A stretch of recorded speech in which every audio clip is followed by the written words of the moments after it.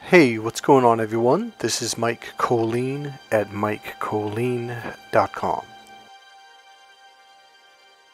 Okay, so I'm going to talk a little bit more about this planetary alignment thing that's happening probably like right now when you're getting this video, okay? I made another video which came out the night before, or last night I should say, so I want to talk a little bit more about the shifts that may have already started. They may have been very subtle, but hopefully if I point them out, you might be like, wow, that was kind of what was going through my mind. So number one, I'm going to be really quick on this because about a third of the last video was about this. This is a great time to manifest. This is a great time to visualize, imagine, and pray.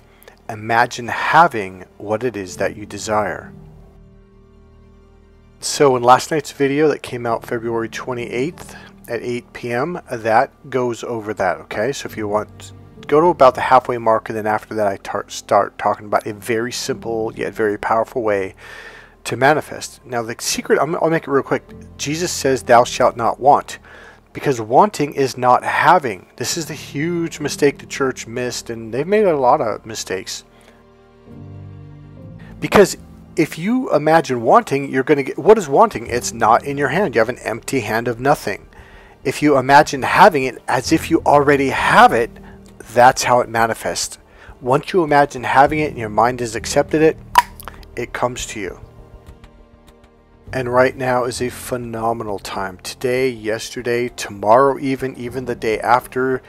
This energy right now is a really strong energy to manifest. It is literally a door that is opening. In fact, by the time you get this video, the door is going to be wide open. Alright, message number 2. That door being wide open is going to allow a huge, massive series of shifts to happen on every level, from your unconscious mind, your conscious mind, on a world level, on a governmental level, and literally specifically on a planetary level. Okay, so number one, bouncing back just before that, have fun imagining having what you want. Have fun with it. Don't put pressure. Just lay down, sit down, get in your comfortable chair, whatever it is, and just close your eyes, take a couple of deep breaths, and just imagine what would it be like if you had this car, you lived in this certain place, you made a certain amount of money, or something happened that changed everything. Okay, so let's talk about some of the shifts and changes that are happening because of this. Now, I do believe it's going to seem like, or maybe even momentarily seem like a tower moment, but it really isn't. Now, here's what it is. You're going to start becoming aware of some of the beliefs that you have and that you've carried your entire life that you didn't even know that you had, or you may have strongly held on to them, not even realizing, like, well, where did this come from? Well, you were raised with it. Maybe it was a parent and they taught it to you since you were a little kid. You didn't even know it. Or it could be a schooling system or a culture that you belong to or whatever. You're going to come to realize that that belief is what is literally exactly what was holding you back from everything you wanted in life. It could be a belief. It could be a value or series of values. It could be a strategy or way of doing things in life that you really thought, well, this is the right way, when it turns out like, wow, that was completely wrong. It could be a sense of a set of rules that you've been playing by, and you're like, well, these rules aren't fair to me. And you're going to start realizing, like, where did I learn this? So here's what's going to happen. Now, okay, so with me, what came up with me was a part. It's a part that I had been clearing and working on for years, and I thought it was completely gone, but the last little tidbits of it came up, and I was conscious of it the last couple of days. Now, I'm sharing this with you. I'm gonna name it specifically because I have a feeling a lot of you that have been through narcissist abuse, this is probably one of the number one parts that broke off that have been holding you back in life, that have been holding you down, that have been hurting you, that have been kind of exhausting you and making you feel hopeless, like no matter what you do, it's never going to get better. And here's what it is. Now, first of all, when it came up a couple of days ago, I will be totally honest with you, it was gut-wrenching. It bothered me. There was a level of like there's another word for it, but it's almost like an anxiety that went in. It was kind of irritating. That's not the word, but it was really bugging me. And I tuned into it and I realized, like, wow, I still have a level of this left. And it's a part that thinks badly of myself. So it's a part of me that thinks that, well, there's something wrong or bad about me, or, you know, something like that. And so okay, here's my point. See, even though it hasn't been bothering me for years, at least not consciously. Not like it used to years ago, where it really it had just weighed me down and bothered me, etc., etc. But it's been so kind of subtle and silent that no big deal, to the point where I didn't even notice it. But it's still there, and it was still kind of like dragging me down a little bit. So this whole alignment thing, this whole opening thing, is allowing you to see your own stuff so you can begin to heal it and to clear it. So now you're taking off 5 more pounds of weight. Life gets a little bit easier. It's like you're taking weight off your shoulders.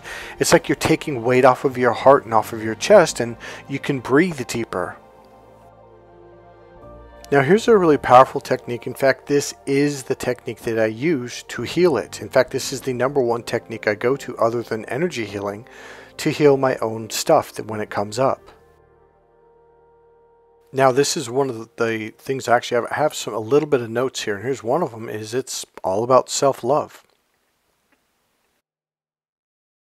Now here's what I mean. Unconditional self-love. So now, you got to understand, this part was kind of digging at my gut. Okay, not kind of, it's a little bit more than kind of, and it had been lagging on for a while. It kind of closed my forehead. I couldn't think. I was kind of confused.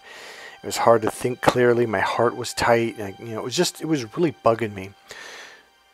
And what I did was I went and laid down in bed. I curled up, and I just allowed my awareness to expand open around these areas: my forehead, my heart, and my solar plexus.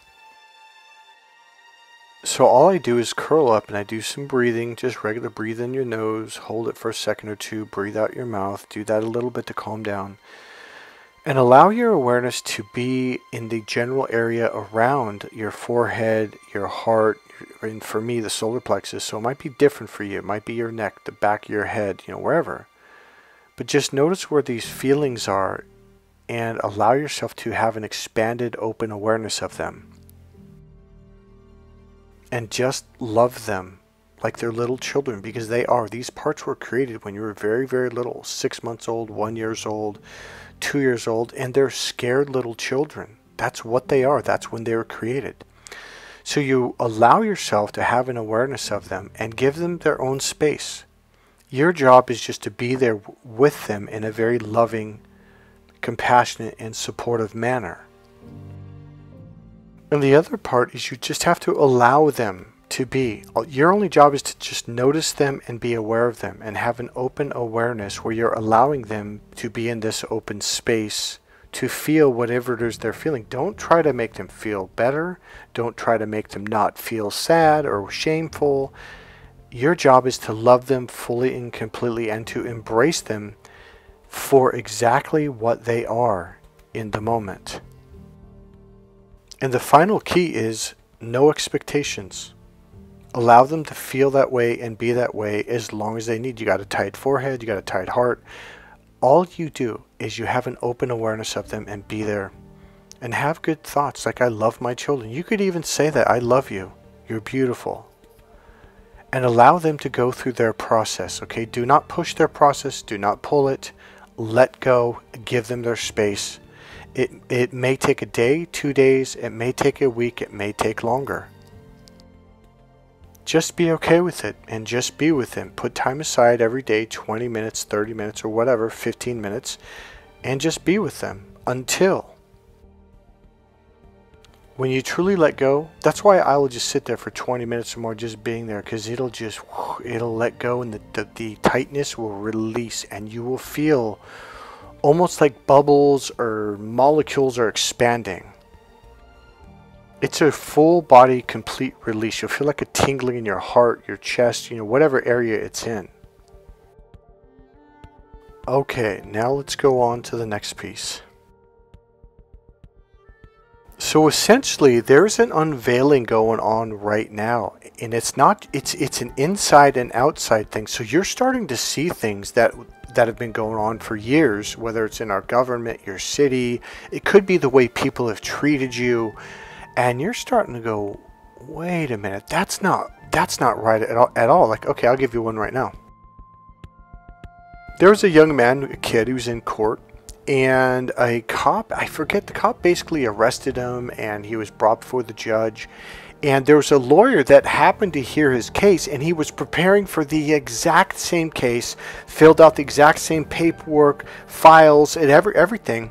And he overheard this kid's case, and he walked right up, right as the judge was reading this stuff off, and he says, yes, Your Honor, my name is so-and-so. And the judge knew who he was. He goes, I'm going to be representing this kid. I've got this documentation filled out here. We just got to change the name, documents, blah, blah, blah, blah. And he read off all these legal things, like by law, the officer's not allowed to arrest him. By law, the officer's not allowed to do this. He's a free human being. He's a free this, he's a free that. He has every right to do that. And the judge literally looked at him. He goes, yep, you're right. And I'm going to throw this out now. But if that lawyer didn't do that, the kid would not have been represented, and he would have gone to jail for something that legally wasn't wrong. He's already been arrested. He's already been detained in jail, but he was going to spend a longer time in there, and he was going to have this on his record for the rest of his life because he was a kid. He didn't know. He's not a lawyer. He didn't have a lawyer. He wasn't represented. But because this lawyer just happened to be preparing for the exact same case or style of case, he already knew all the statutes. He had all the stuff written down, the documentation, and the kid got lucky. That is not the way the court system should be ran. This is the hugest flaw in our court system. It's like, hey, the kid didn't do anything wrong. The cop did, but the kid was going to pay for it for the rest of his life.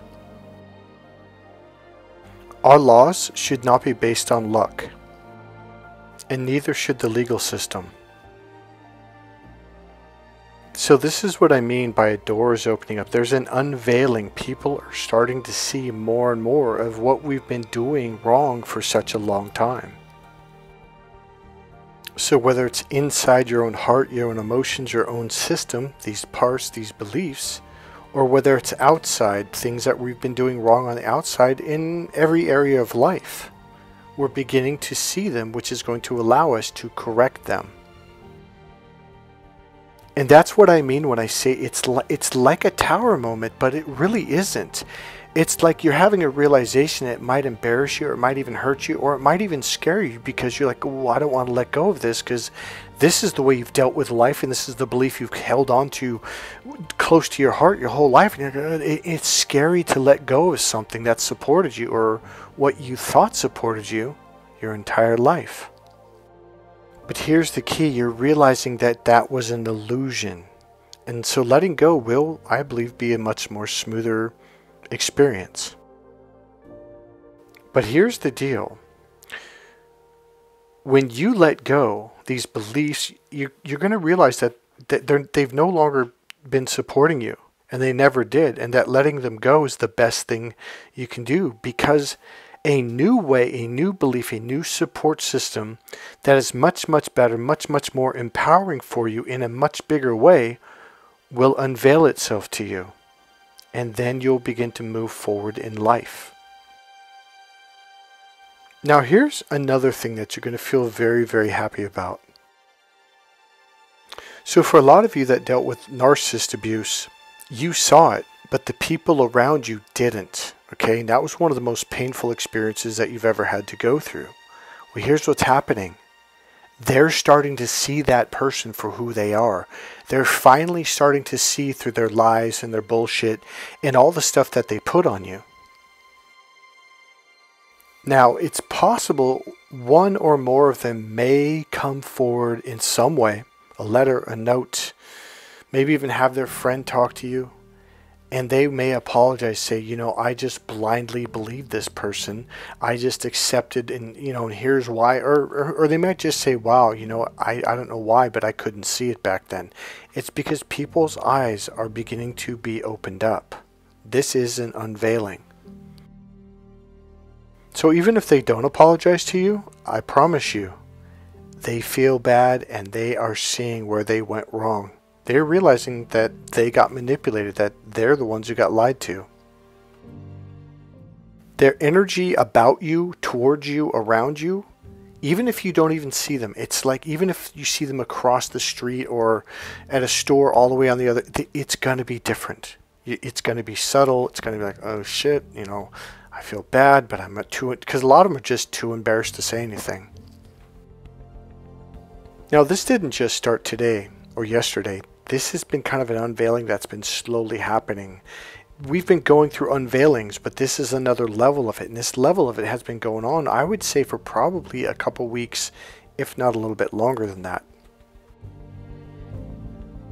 So here's the here's the deal. We are literally at the dead center pivotal point of everything that's been shifting from the age of Pisces into the age of Aquarius. We are going through the final complete opening.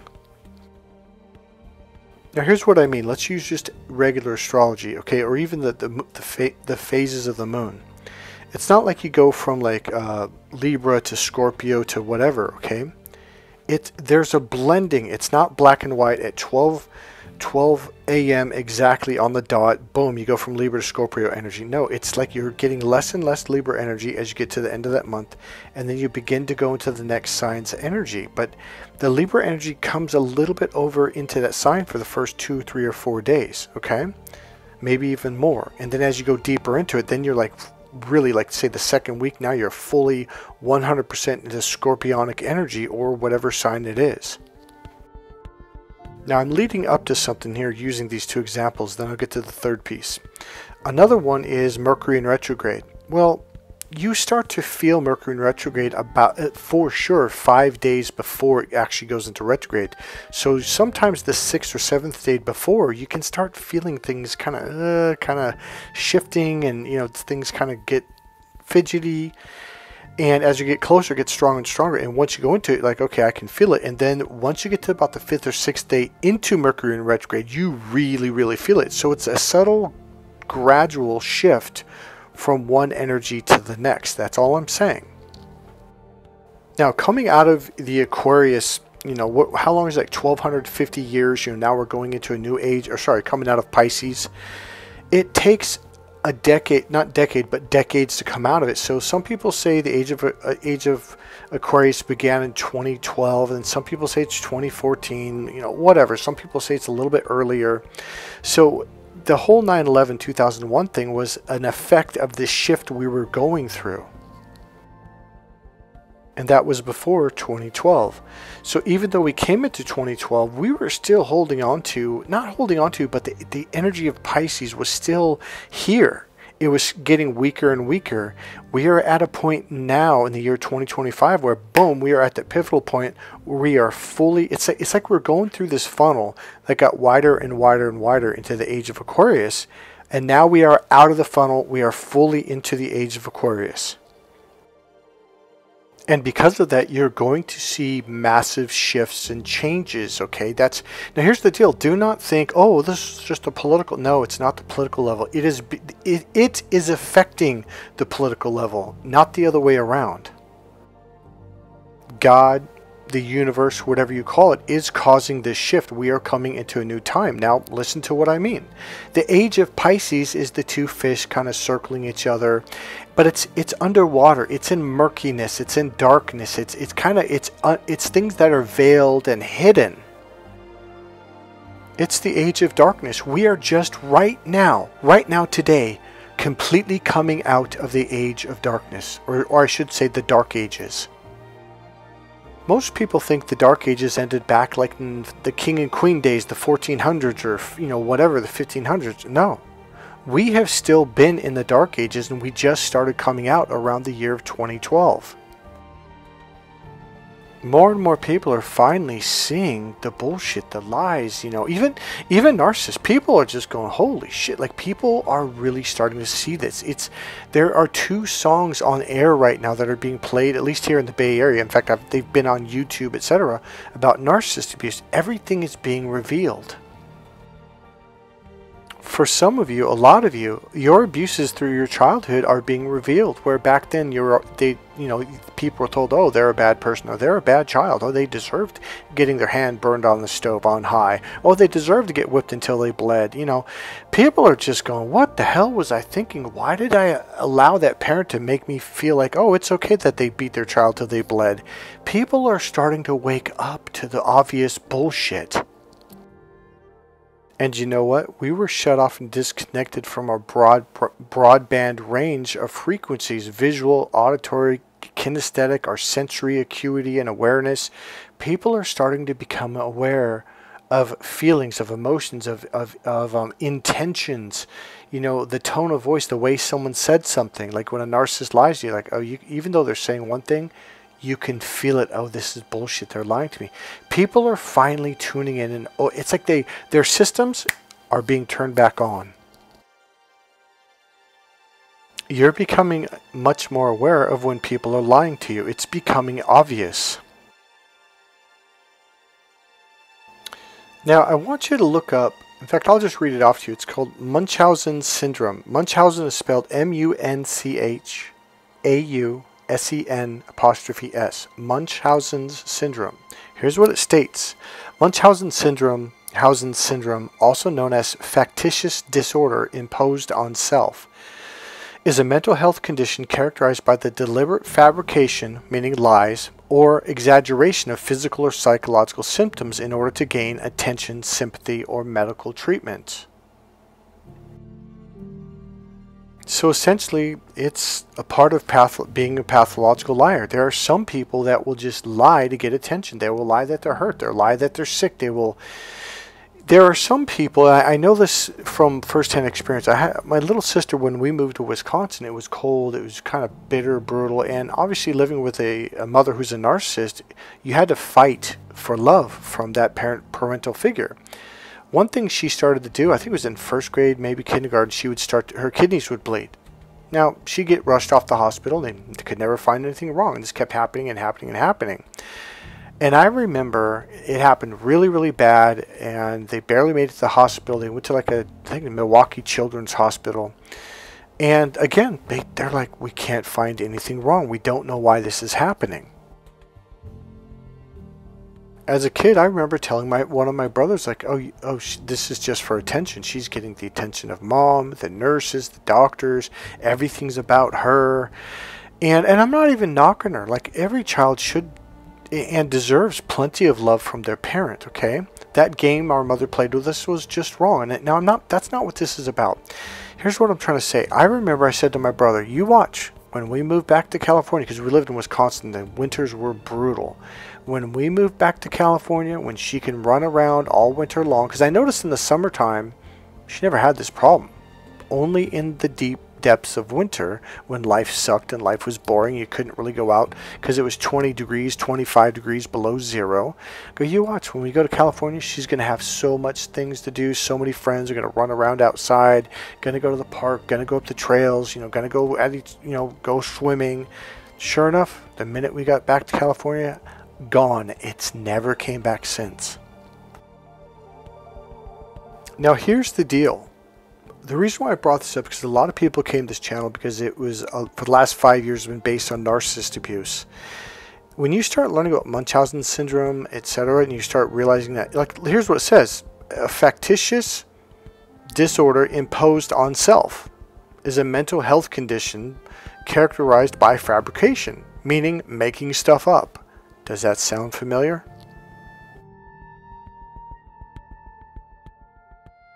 Well, here's what's going on. People are seeing through it now. People are seeing that they've lied on you, that they've lied on other. And here's the thing, though.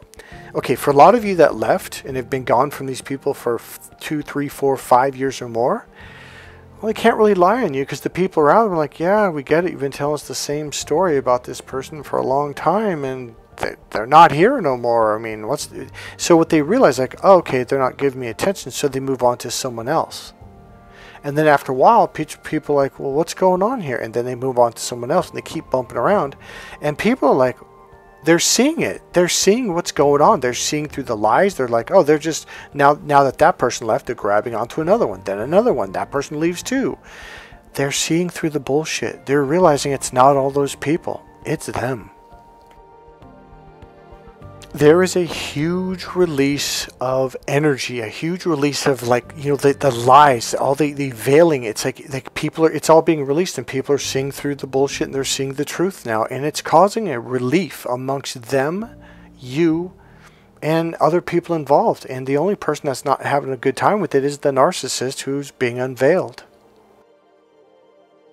Now, let me read a little bit more off of this here. So here's the list. Individuals with Munchausen syndrome may present with a wide range of symptoms, including fabricated or exaggerated physical symptoms such as pain, seizures, infections, self-inflicted injuries, tampering with medical tests, seeking unnecessary medical procedures, and wandering from doctor to doctor, known as hospital hopping. Have you guys ever heard of cutting? It's when you self-injure yourself with a razor blade or a knife and you cut like your inner thigh, your forearms. Well, that's all part of it. Now, one thing I will say is these people have a deep, deep need for being loved by someone else. They need attention. In and of itself, as an adult, it's not healthy, but I do see where it's coming from. As a child, they didn't get the love and the care and the physical and or energetic attention from their parent or parents. They were all put into a competition. Everyone had to fight for love, which gave this narcissist all this attention. Isn't that kind of funny? The very thing that those children want and needed throughout their whole life was what the narcissist wanted just as bad. And so they designed a way to get all the attention in the world.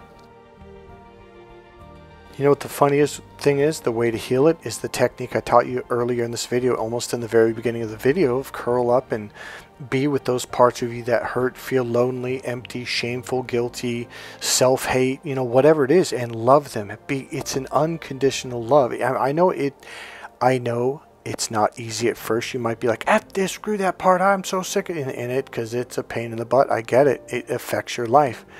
But the more you do it, the more you just spend even 20 minutes aside and just be with that part that's hurting, the better off you're going to be down the road. So it's not an overnight thing. Do not think that in a million years. It takes time, it takes patience, and it takes compassionate love. It's kind of like working out, weightlifting, you know, losing weight. It's a commitment. It takes time, but that commitment will be the greatest commitment that you've ever done. You want change, this is how you do it. And I can personally tell you, it's 100% worth every ounce of time, energy, and effort I've put into it. Now, if you need help with this, I can work with you. I can help you ground your energy. I can give you some more pieces that pull this all together, but really you just lay down in bed and do what I taught you early on in this video. Energy healing absolutely can expand the energy around you, so this part of you has more space to heal.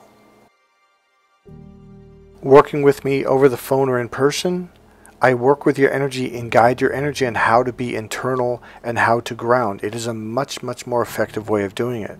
So if you need help with this or any other form of healing, emotional healing or energy healing, let me know. By the way, this is the city called Sausalito. It is literally right next to the Golden Gate Bridge. I live about 10 minutes from this. So that little road you're seeing right next to the water, when I'm on my bike going to San Francisco, I ride it all the way through there, and it feels like you're in Europe, like it's an Italian or maybe a Greek city. It is just the most amazing little area. Drive through it, go all the way through all the way to the left around this hill, and then eventually goes up and up and up and up to the Golden Gate Bridge. And yes, I very, very, very much appreciate my life right now and the beautiful views that I have. If you want to take a trip, vacation to see San Francisco, the Golden Gate Bridge, and Sausalito, and if you have extra time, maybe another day, go to Napa Valley. I would love to show you around. Get a hold of me. We can work something out, okay? And if you come out and do a training, especially for men, like a 5-6 day training for Cracked Female Code, we generally will take half a day off and we'll go to dinner in Sausalito. We may go to the Golden Gate Bridge, and then generally if we take a whole day off or at the very end after the training, if you want to stay an extra day, we can go to Napa Valley from there. Alright, that's it for this video. Thank you for listening. If you guys did enjoy this video, please click subscribe, click the all bell, click like, go ahead and make a comment, and if you want, you can go ahead and make a donation. There's a PayPal link right there in the description box. God bless you guys. I'll see you in the next video. Bye.